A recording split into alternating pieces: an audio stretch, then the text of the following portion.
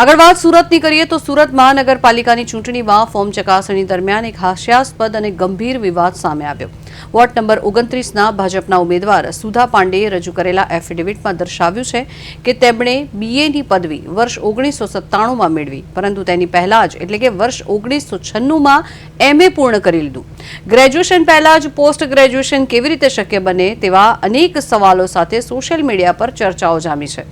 આટલી મોટી વિસંગતતા હોવા છતાં ચૂંટણી પંચે ફોર્મ કેવી રીતે મંજૂર કર્યું તે પણ વિરોધ પક્ષો સવાલ ઉઠાવી રહ્યા છે. ત્યારે ઉમેદવારની શૈક્ષણિક લાયકાત અને પ્રામાણિકતા પર સવાલ ઉઠતા વોર્ડ નંબર 29માં ચૂંટણીનો જંગ હવે વધુ ગરમાયો છે. ઉમેદવારની પ્રામાણિકતા અને લાયકાત અંગે ચર્ચાઓએ જોર પકડ્યું છે. ત્યારે મહત્વનું છે કે આ જે મુદ્દો સામે આવ્યો છે તે સૌથી મોટો મુદ્દો છે કે આ વિસંગતતા હોવા છતાં ફોર્મ મંજૂર થયું કેવી રીતે.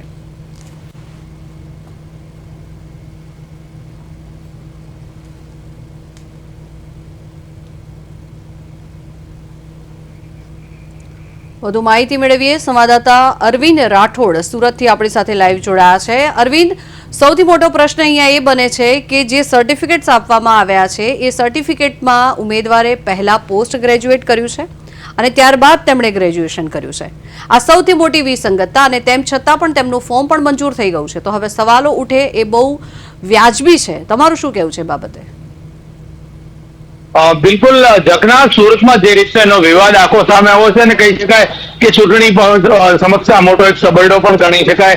કારણ કે જે રીતે 29 વોર્ડના ઉમેદવાર જે છે સુધા પાંડે, તેમને જે રીતે ડિગ્રી એટલે એમએ ની અને બીએ ની જે રીત પ્રમાણેની ડિગ્રી અને જે પ્રકારે સોશિયલ મીડિયામાં વાયરલ થયો છે ને ત્યારબાદ વિરોધીએ જે પ્રકારે ઘેરવાનો પ્રયાસ કર્યો છે, એટલે સમગ્ર મામલો હવે ચૂંટણી પંચ સુધી વિરોધ પક્ષ દ્વારા પણ પહોંચાડવામાં આવ્યો છે. અને સુરતમાં જે રીતે રાજકારણમાં ચોક્કસ ગરમાવો આવ્યો છે, કારણ કે આ રીતનું જે સબરડો છે તે કેવી રીતે ચલાવવો.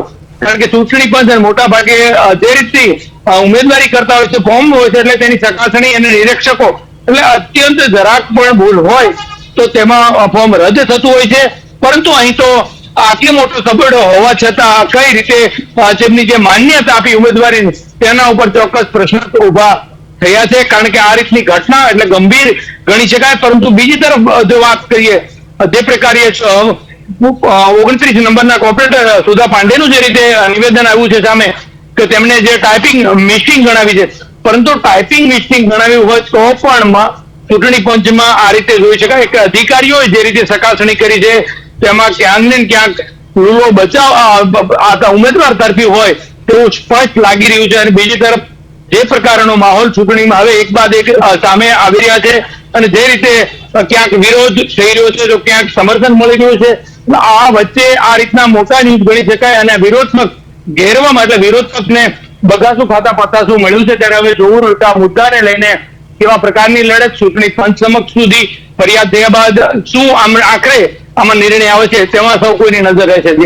જી આભાર અરવિંદ સમગ્ર માહિતી બદલ. તો જે રીતે આ સમગ્ર મામલો સામે આવ્યો છે તેને લઈને પ્રશ્નો તો અનેક ઉઠી રહ્યા છે, પરંતુ હવે આનું શું પરિણામ આવે છે તે જોવું રહ્યું.